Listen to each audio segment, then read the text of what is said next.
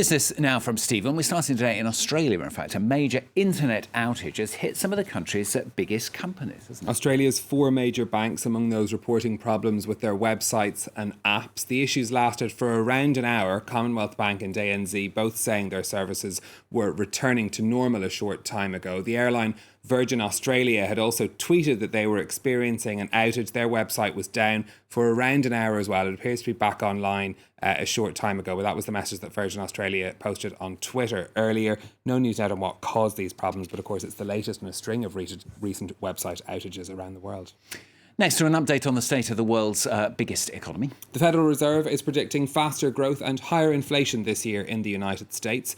America's central bank expects to start raising interest rates in 2023 after having cut them to near zero at the start of the pandemic. That's earlier than they had previously forecast. The Fed is expecting growth of 7% this year and unemployment to fall to 4.5%. Despite rising inflation, Fed Chair Jerome Powell was optimistic about the recovery. We're going to be in a very strong labor market pretty quickly here. There's still a big group of unemployed people, and we're not going to forget about them. We're going to do everything we can to get people back into work and give them the chance to work.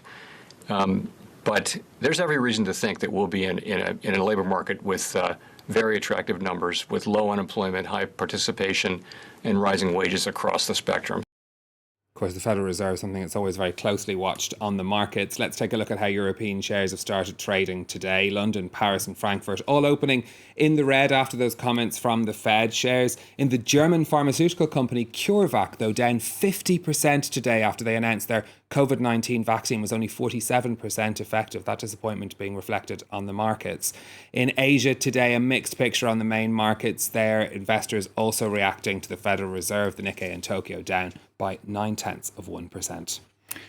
Now, airlines, Ryanair, is to sue the British government over its COVID-19 travel restrictions. The low-cost carrier is taking legal action along with the Manchester Airports Group over the traffic light system that London's put in place for international travel from the UK.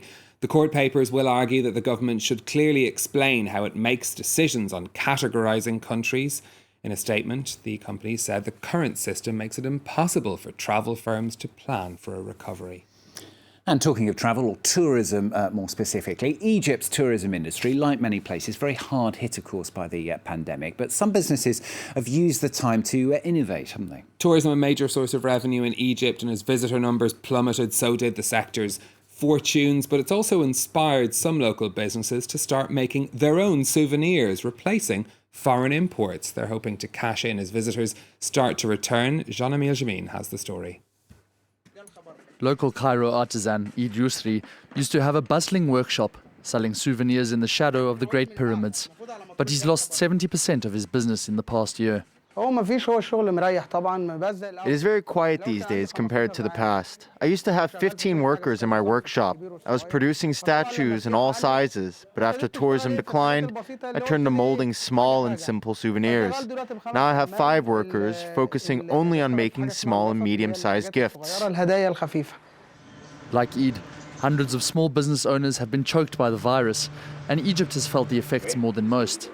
Prior to the pandemic, tourism made up 12% of the country's GDP, with sector revenues reaching $13 billion in 2019.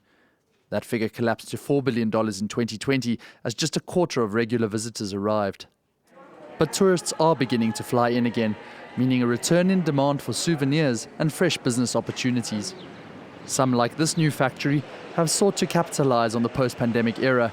Helped along by government's $5 million local investment scheme, they're seeking to create local alternatives to cheap foreign imported trinkets. I go on see bazaars, but they never surprise me. Things looks not precisely made. They don't care about the details. But what I'm seeing here, there is caring about even the small details. Experts, however, still warn that flooding the souvenir market could risk crowding out local craftsmen unable to produce in such high volumes. And finally from Stephen, the publishing house Conde Nast has signed its first labour agreement with a union representing workers. The company agreed a deal with unionised employers at The New Yorker, the music website Pitchfork and the tech publication Ars Technica.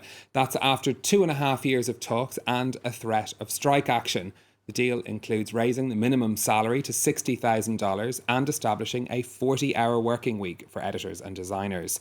The talks had turned tense in recent weeks, with dozens of Conde Nast employees picketing the home of the company's chief content officer, Anna Wintour. It is, though, a first in Conde Nast history to sign a labour agreement like this. OK, thank you very much. Stephen Seam Carroll with Business on France 24. Good.